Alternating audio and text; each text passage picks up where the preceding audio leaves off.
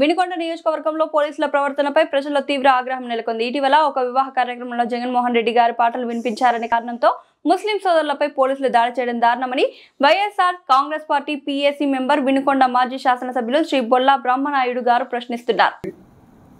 ఒక అభాగ్యుడి మీద ఎంత కఠినంగా ఎంత దుర్మార్గంగా చేస్తారు, మీకు బిడ్డలు లేరా?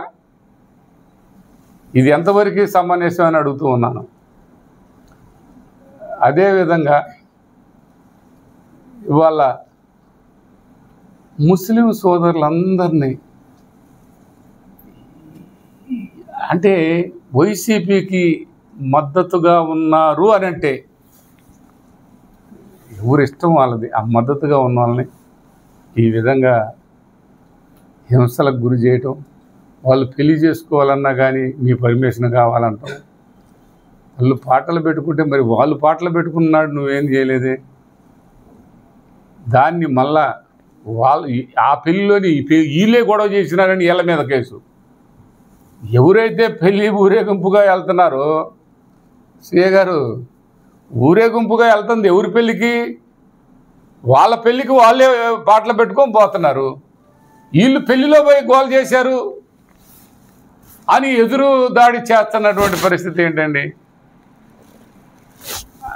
మరి మేము అనాలా? మరి అది వాస్తవమే కదండి, అందరూ చూస్తున్నాగా చేస్తున్నదేగా. మీరు అక్కడేం చెప్పారు? ఇది కరెక్ట్ కాదు, మీరందరూ వెళ్ళిపోయినమ్మా, మేమేం ఇది తప్పు, పోలీసులని మేము తరఫున మీకు అందరికి నేను సర్ది చెప్తాను వాళ్ళని, అది ఇదని సర్ది చెప్పినట్టు చెప్పావు, లోపలికి పిలిచావు. ఇది నిజంగా చాలా బాధాకరమైనటువంటి విషయం.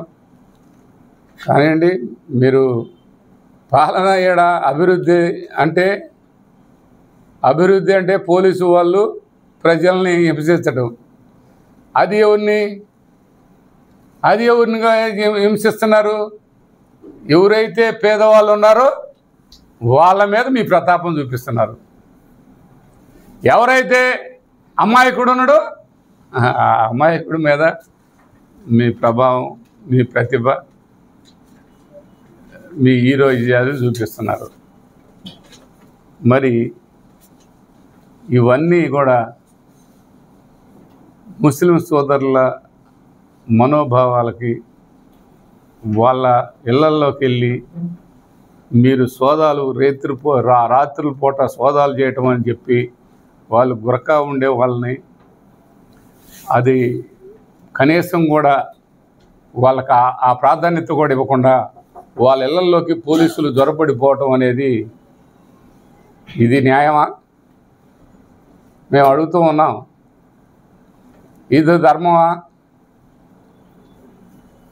ఇక్కడున్న శాసనసభ్యులకి ఆలోచిస్తారా? ముస్లిమ్స్ ఇళ్లలోకి ఆదాన వెళ్తే మీరు ఇది ప్రోత్సహిస్తడం కాదా? మీకు తెలియకుండా ఇవన్నీ జరిగినాయా ఆంజనేయులు గారు? ఇవన్నీ రాజకీయాలు చేయొచ్చు. కిడ్నీలు ఒకవైపు లివరు అన్నీ ఇబ్బందులు ఉన్నాయని రిపోర్ట్లు చూపించినా కూడా ఆ విధంగా చేయటం ఇది కరెక్టా ఆంజనేయులు గారు? చేయండి. మీరు అభివృద్ధి అనేది పక్కన పెట్టారు, ఇది ఇలా చేస్తున్నారు. ఇదే కాకుండా అండి